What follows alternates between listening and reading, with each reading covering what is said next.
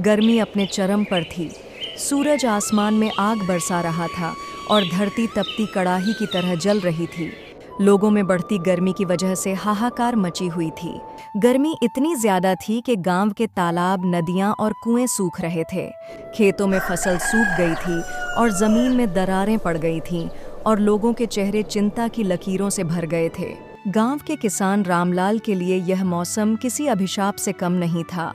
उसके परिवार को खाने पीने का सामान जुटाने के लिए भी काफ़ी मेहनत मशक्कत करनी पड़ती थी। उसकी सारी फसल सूख चुकी थी और मवेशी भी प्यास से बेहाल थे। वह दिन रात भगवान से बारिश की प्रार्थना करता, लेकिन आसमान में एक भी बादल नहीं दिखता। इस बार तो सारी फसल इस जलती धूप में सड़ चुकी है। हे भगवान, अगर बारिश बरस जाए तो सभी को राहत मिल जाए। गर्मी के चलते गांव के कुछ मेहनती लोग भी आपस में बातें करते रहते। अरे भाई, इस बार तो गर्मी कहर की पड़ रही है, ना बादल बरस रहे हैं। मेरी तो एक भैंस भी गर्मी के चलते मर गई। ये तो बहुत दुख की बात है।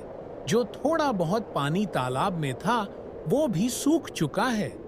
हे भगवान, जमीन में फसल सब्जियां कैसे उगेंगी?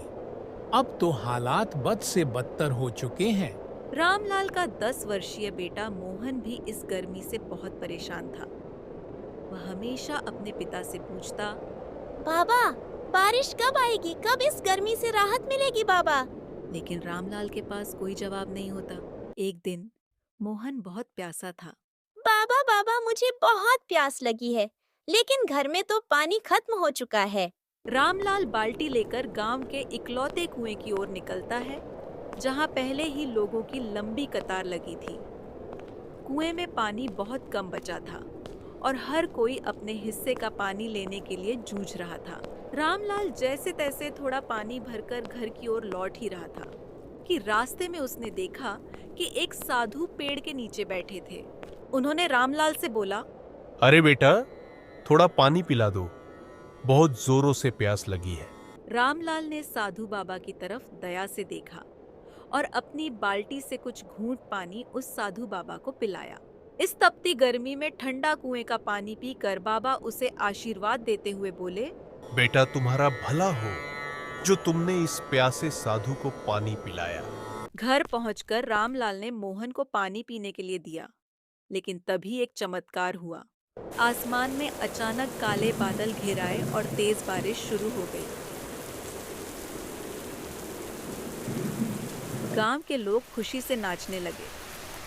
रामलाल ने आसमान की ओर देखा और मुस्कुराया। शायद उस बाबा की दया और आशीर्वाद ने प्रकृति को भी पिघला दिया।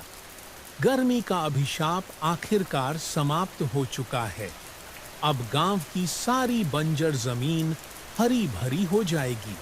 इतनी घनघोर बारिश होने से सारे खेत हरे भरे हो गए और लोग फिर से अपना जीवन खुशी खुशी व्यतीत करने लगे।